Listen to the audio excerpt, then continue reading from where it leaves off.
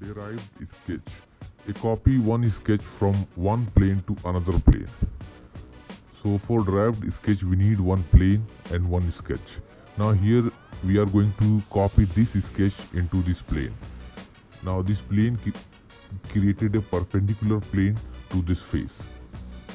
So just go to insert and here you will see derived sketch. Now this is inactive. For derived sketch we need one plane and one sketch. So select this sketch, press Ctrl key and plane. Now go to insert and you will see derived sketch activated. Now click and see the sketch is copied on this plane.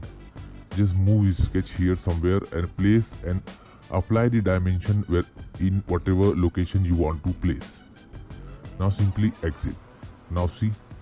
Now if you select the sketch 1, if you do any modification in sketch 1, it will modify it parallelly to this sketch.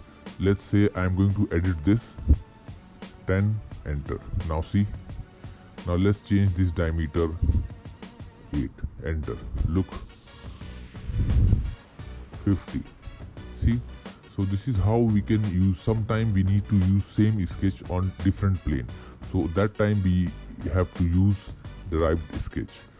Don't forget to share and like our video and please subscribe our channel for more video and more projects.